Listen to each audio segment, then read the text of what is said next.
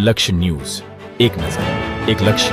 પાટડી તાલુકાનું ખેરવા ગામ પ્રાથમિક સુવિધાઓથી સજ્જ 3 વર્ષ પહેલા ગામના સરપંચ બન્યા ડિપ્લોમા ઇન સિવિલ એન્જિનિયર યુવાન જિગ્નેશભાઈ રાઠોડે ગામની પ્રાથમિક સુવિધાઓ લોકોને મળી રહે તે માટે કર્યું કામ.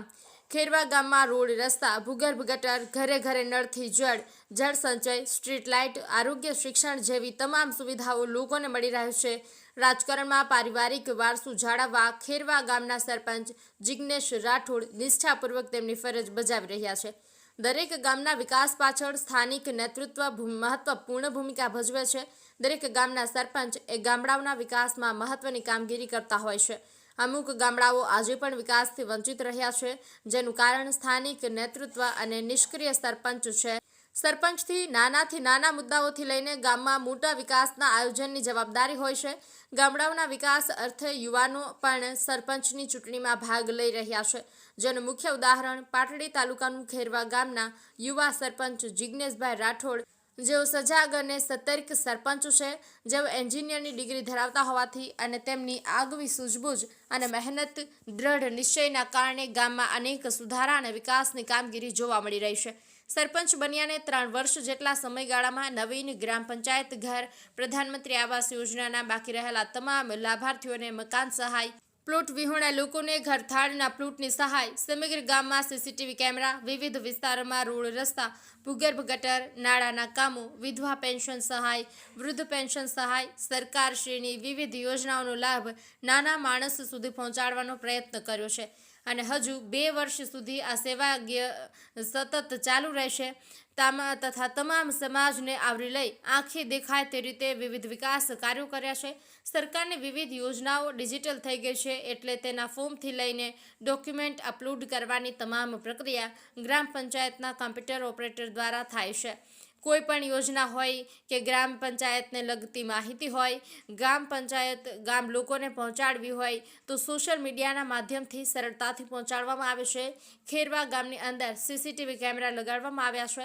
વર્ષોથી બિસ્માર હાલતમાં જ રોડ અને ત્યાં અંદાજે 300 થી 350 બાળકોને ચોમાસાના સમયમાં શાળાએ જવામાં તકલીફ પડતી હતી. તે જગ્યાએ નાળું 10 લાખની ગ્રાન્ટ અને પોતાના 4 લાખ વાપરીને બનાવી વર્ષો જૂનો પ્રાણ પ્રશ્ન હલ કર્યો હતો.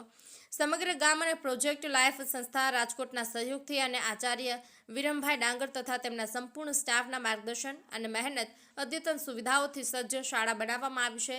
જેમાં પણ સરપંચના પરિવાર દ્વારા 1,11,111ની રકમ ભેટ સ્વરૂપે આપવામાં આવી છે. સાથે ગ્રામજનોનો ફાળો પણ મળ્યો, જેના કારણે ધોરણ 1 થી 8 સુધીનો અભ્યાસ ગામના વિદ્યાર્થીઓને હાલ મળી રહ્યો છે, જેનાથી વિદ્યાર્થીઓ ખુશ છે. બ્રિજેશ ત્રિવેદી, સુરેન્દ્રનગર. મારું નામ મુલાડિયા ખુશીબેન મુકેશભાઈ છે. હું ધોરણ 8માં અભ્યાસ કરું છું. હું ખેરવા પેશન્ટ શાળામાં અભ્યાસ કરું છું. અમારે શાળામાં બધી સુવિધા છે, કેમ કે પાણી, મધ્યાહન ભોજન, સીસીટીવી કેમેરા, કોમ્પ્યુટર, વિજ્ઞાન લેબ એ બધું છે. મને આ શાળામાં આવીને ખૂબ મજા આવે છે. જ્યારે અમે બીજી શાળામાં જાવી બહાર ત્યારે આપણી ફીસ ભરવી પડે છે. આ ખૂબ સારું ભણતર ભણાવે છે અને આ આપણે ફીસ નથી દેવી પડતી, કેમ કે આ સરકારી છે, તોય પણ આટલી સરસ સુવિધા છે. તેમાં મને અહીં આવીને ખૂબ મજા આવે છે.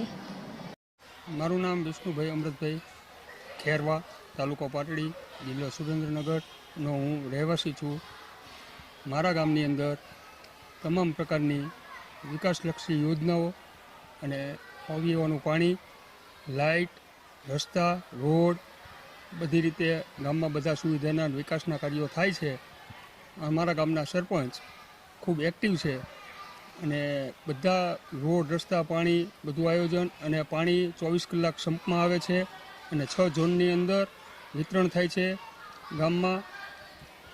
અને બીજું કોઈ પણ યોજના હોય અને કામ પૂરું કદાચ એ યોજનાની અંદર ના થતું હોય તો સરપંચ પોતાના રૂપિયા પણ નાખી અને એ કામ પૂરું કરે છે.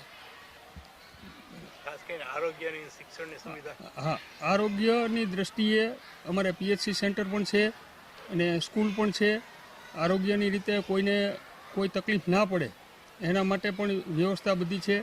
અને સ્કૂલમાં પણ નવી 2 કરોડના ખર્ચે નવી સ્કૂલ બનેલી છે. એની અંદર 300 વિદ્યાર્થીઓ શિક્ષણ લે છે. બરોબર. મારું નામ જિજ્ઞેશ નારાયણભાઈ રાઠોડ છે. હું સિવિલ એન્જિનિયરિંગનો અભ્યાસ કરેલો છે અને વર્ષ 2021 ડિસેમ્બર 2021માં આ ખેરવા ગ્રામ પંચાયતની સરપંચની સીટ જે અનામત હતી તેમાં અનામત સીટમાં મેં ઉમેદવારી નોંધાવેલ અને હું જિલ્લા મથક સુરેન્દ્રનગર ખાતે રહેતો હોવા છતાં પણ ગામ લોકોએ મારા પર વિશ્વાસ કરી અને એક શિક્ષિત યુવાન ઉમેદવાર તરીકે મારી પર પસંદગીનો કળશ ઢોળ્યો છે. હવે વિકાસના કામોની વાત કરીએ તો ખેરવા ગામમાં પાણીથી લઈ પીવાના પાણી, રોડ, રસ્તા, ગટર જેવા વિવિધ કાર્યોમાં મેં રાજ્ય સરકાર અને કેન્દ્ર સરકારમાંથી ગ્રાન્ટ લાવ્યો છું. પીવાના પાણીની વાત કરીએ તો હાલ ધ્રાંગધ્રા તાલુકાના સરવાળ ગામથી પાટડી તાલુકાના અમારા ખેરવા ગામ સુધી લગભગ 8.5-9 કિલોમીટરની પાણીની નવી લાઈન નાખવામાં આવી છે અને 2 લાખ લીટરની કેપેસિટી ધરાવતો નવો સંપ પણ મંજૂર થઈ ગયો છે. એટલે આ ગામની પાણીની સમસ્યા કાયમી ધોરણે હલ થઈ જવાની છે. એમ્બ્યુલન્સ પણ અમારા પૂર્વ સાંસદ અને પૂર્વ કેન્દ્રીય મંત્રી ડૉક્ટર મુનપરા સાહેબની ગ્રાન્ટ દ્વારા આપવામાં આવી છે. સાથે સાથે કેન્દ્ર સરકાર અને રાજ્ય સરકાર દ્વારા 15મા નાણાં પંચ, જિલ્લા કક્ષા આયોજન, તાલુકા કક્ષા આયોજન દ્વારા પણ વિવિધ ગ્રાન્ટો આપી ગામમાં પેવર બ્લોક, સીસી રોડ, ગટર, સીસીટીવી કેમેરા, સ્ટ્રીટ લાઇટ સહિતની વગેરે ગ્રાન્ટો મળવા પાત્ર થાય છે. એટલે એ બદલ આ સરકારનો પણ હું આ તકે ખૂબ ખૂબ આભારી છું અને જેનાથી મને આ કામ કરવાનો અવસર મળ્યો છે. મારું નામ વિરમભાઈ નાનુભાઈ ડાંગર, આચાર્ય શ્રી ખેરવા પેસેન્ટર શાળા. મારા ગામ વિશે અને શાળા વિશે જો વાત કરું તો થોડા વર્ષ પહેલાંની જો વાત કરું તો આજથી 3 વર્ષ પહેલાં જઈએ તો મારી શાળાની સંખ્યા 121 બાળકોની હતી. સમગ્ર સ્ટાફની મહેનત, ગામના લોકસહયોગ સારો એવો અને એનજીઓ સંસ્થાની મદદથી લગભગ 2.5 કરોડના ખર્ચે 14 રૂમનું આ ભવ્ય તમામ સુવિધાઓથી સંપન્ન સંકુલ બન્યું અને એમાં શિક્ષણ સારું બાળકોને મળવા માંડ્યું. એટલે અમે 121થી અત્યારે 300ની સંખ્યા સુધી પહોંચી શક્યા છીએ અને અમે એવું વિચારીએ છીએ કે હજી વધુને વધુ બાળકો આ સારા સંકુલનો લાભ મેળવે. આ સંકુલની અંદર કમ્પ્યુટર લેબ, પુસ્તકાલય, વિજ્ઞાન ખંડ, પ્રાર્થના હોલ અને દરેક બાળકો માટે તમામ સુવિધાઓ. એ સિવાય જોઈએ તો કેમેરાથી સજ્જ છે. દરેક ખૂણાના દરેક જગ્યા પર કેમેરા પણ ગોઠવાયેલા છે. જોવા જઈએ તો તમામ સુવિધાઓ અમારા કેમ્પસમાં મળી રહી છે, જેમાં એનજીઓનો અને લોક સહયોગ ભરપૂર મળી રહ્યો છે. ગામની જો વાત કરીએ તો ગામની અંદાજિત સંખ્યા 4,000ની આસપાસ છે. અમારા ગામની અંદર હોસ્પિટલની સુવિધા છે, બેંકની सुविधा है। मेरा नाम गोविंद भाई वाघेला है। मैं यहाँ टीचर हूँ खेरवा प्राथमिक स्कूल में। गांव की वस्ती करीब 3,000 से ज़्यादा है।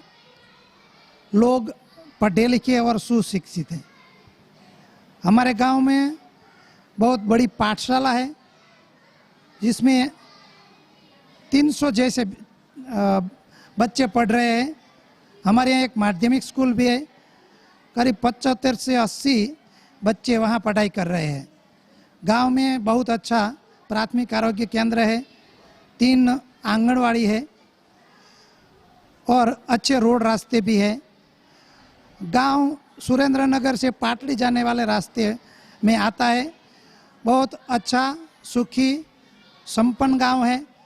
गांव में कई धर्म के लोग, हिंदू मुसलमान धर्म के लोग रहते हैं और हमारे गांव में मंदिर, मस्जिद और जैन देरासर भी है। इस तरह से गांव में एक अच्छा सांप्रदायिक वातावरण भी निर्माण किया गया है।